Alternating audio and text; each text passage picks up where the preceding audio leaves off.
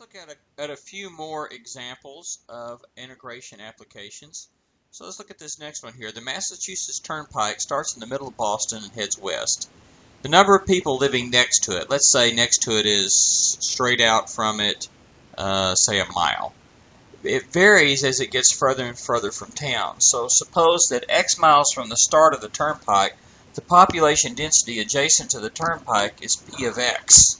Express the total population living next to the turnpike within for the first 8 miles of the turnpike's origin as a definite interval.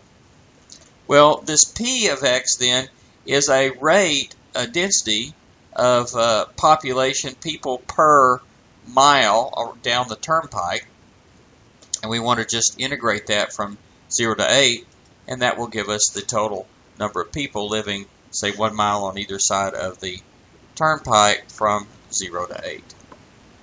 So if you integrate a density, your population density, you're going to get a population.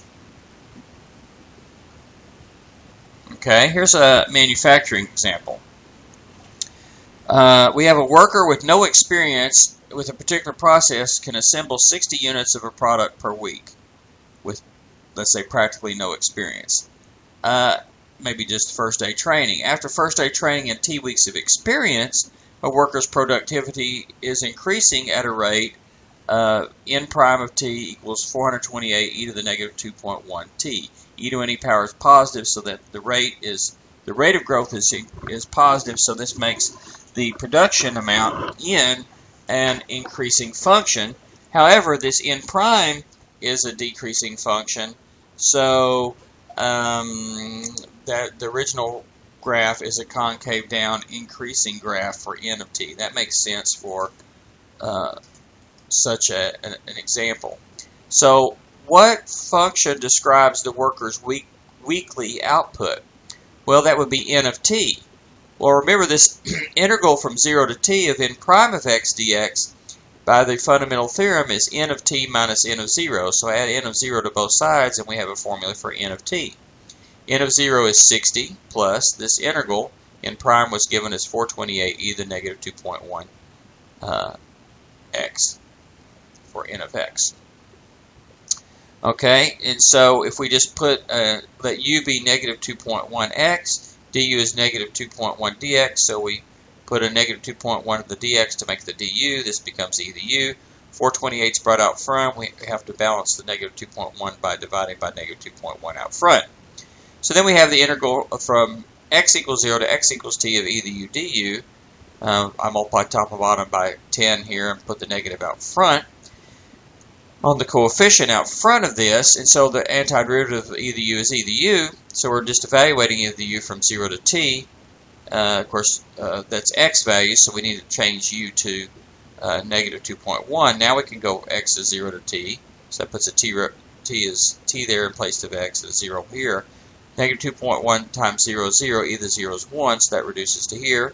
Then I just distributed here to get this two fractions, and this fraction plus the 60 get a common denominator, and I get 5,540 over 21 minus 4,280 over 21 e to the negative 2.1 t.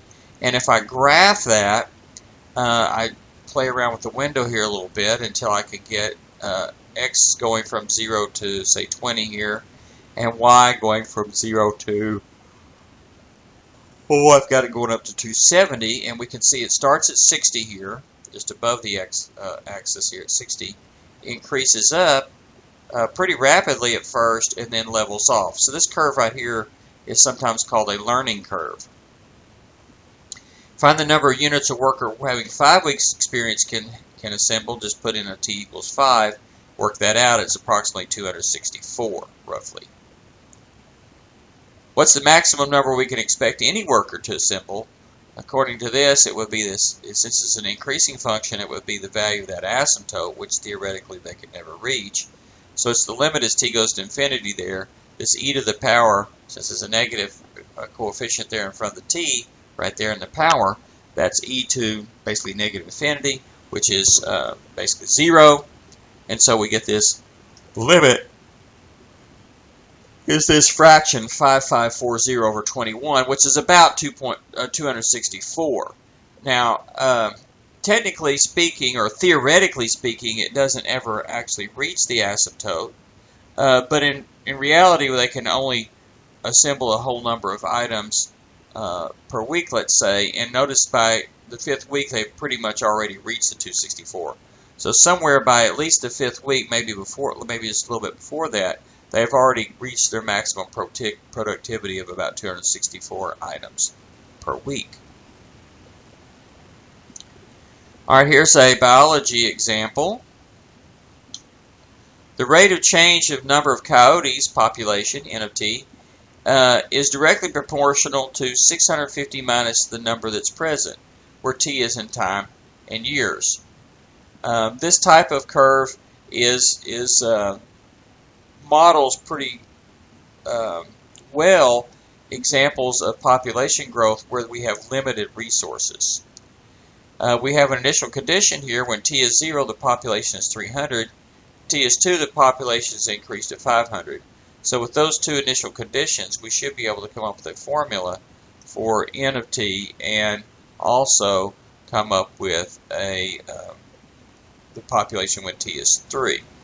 So we know that the rate of change in the number of coyotes is dn over dt, and so that is some constant times is proportional to 650 minus n. So that's some constant times 650 minus n. So that means if we integrate, let's say we do what's called separation of variables here. I get the n's on one side and then the t's on the other side. So I get the sort of like multiply by dt and divide by 650 minus n. We get 1 over 650 minus n dn equals k dt, and then integrate both sides. They should be the same. That's called separation of variables. So we're actually solving what's called a differential equation here, a simple example of a differential equation. And so we take the right side, the integral of dt is just t, so this is kt plus some constant. And the left side we get 1 over u du. If we put a minus in, we put a minus out front, so you get minus the log of the absolute value 650 minus n. Actually, this makes sense for n's going from 0 to 650, so this needs to be, we can drop the absolute value there, because this is really only going to make sense for up to 650, which actually turns out to be, I think it's going to turn out to be the maximum number that we could possibly have. So we have this situation here. Let's see, I multiply both sides by -1. Then I raised e to the power, rewrote this logarithm as an exponential. I guess is one way to say that. So the inside is e to the power on the right side. The right side is the logarithm. It is the power. Then we use a property of exponents that says e to the c minus c times e to the minus k is the same thing as this on the right. And then e to the minus c is some other constant, which I want to call c2, actually a positive constant, c2. And I need to solve for n, so I'm going to subtract that from both sides and add n to both sides, switch sides. I get n equals 650 minus c2 e to the minus kt. So notice there are two constants here. The c2, which essentially came from our integration, and the k that came from our proportion. So I'm going to need two initial conditions, but luckily I have that. I know when t equals 0, n equals 300. So I put 300 for n and 0 for t. Let's see, 0 times whatever k is times 0, that's 0. So e to the 0 is 1. So that goes away. Add c2 to both sides, subtract 300 for both sides. C2 is 350. So substituting that back in, now we only have this constant k that we don't know.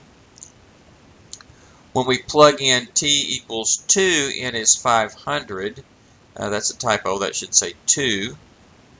But that's what I did here. I put in 2 here and 500 here, so that's okay. Subtract 500, add the, well, actually I just subtracted 650. Then divide both sides by -350. -150 over -350 reduces to 3/7. Take the logarithm of both sides. -2k is log of 3/7. K is -1/2 log of 3/7. And let's see.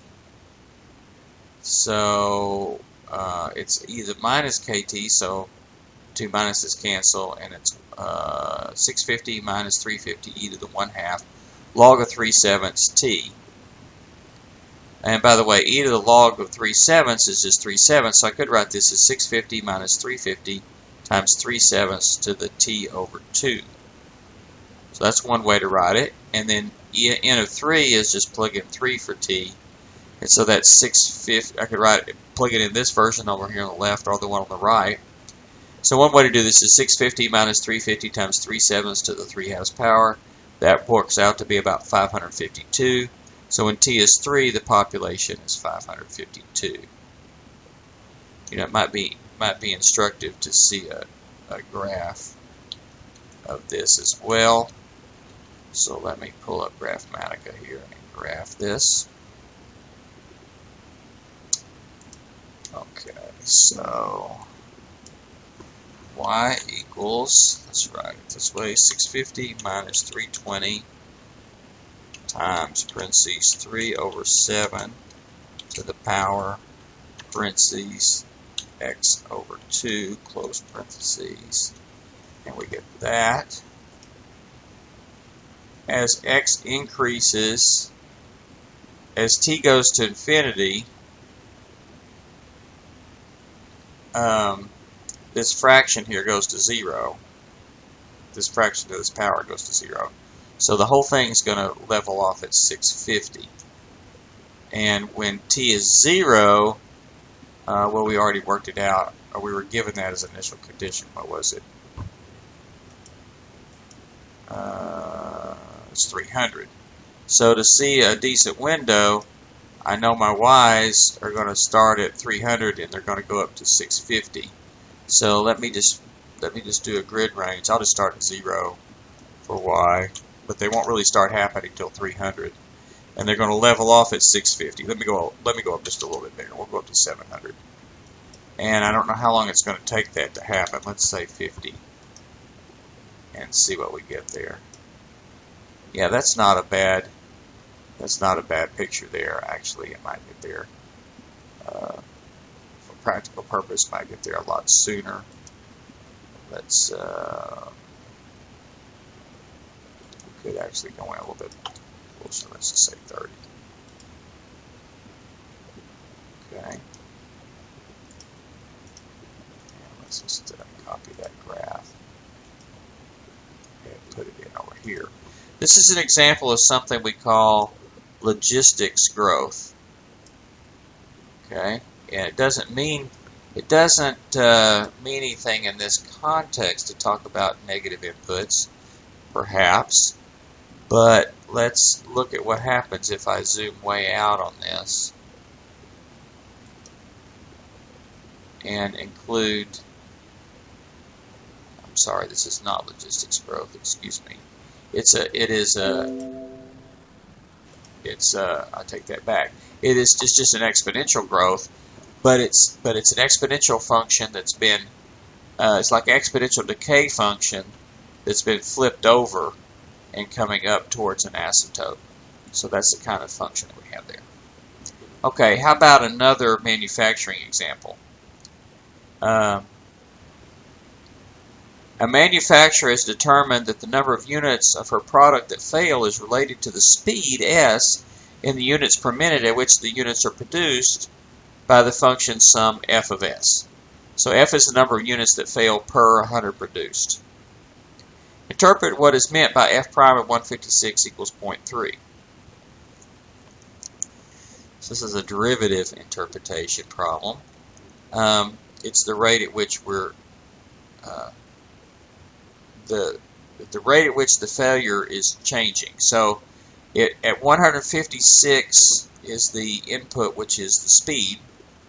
So at 156 units per minute being produced, each additional minute of speed, in other words, going from 156 units per minute to 157, should increase the number of failures by about 0.3 units per 100 produced. What's meant by integrating that f prime of s, and that should say ds?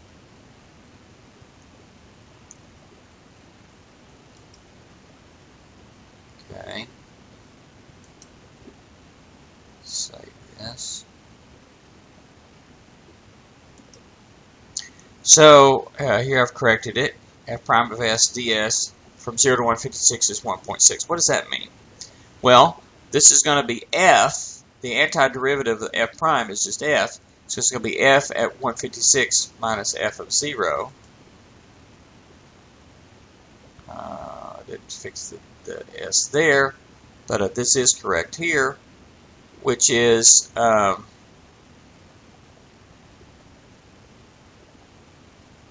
number of failures at 156 minus, well, 0, which is just the number of failures. If you're going no speed, you're not making any failures. You're not making anything either, but you're not making any failures. And so that initial F is 0. So this is just the number of failures at 156. All right, here it is with the correction. So 1.6 equals 0, integral from 0 to 156 of F prime of S ds. So that's F of 156 minus F of 0. F of 0 is 0. So this is F of 156. So we're saying that F of 156 equals 1.6. So when the manufacturing process is producing 156 units per minute, the number of defective units is 1.6 units for every 100 produced. Okay, so we're going to stop there for this video, and later on we'll be talking a little bit about probability and calculus.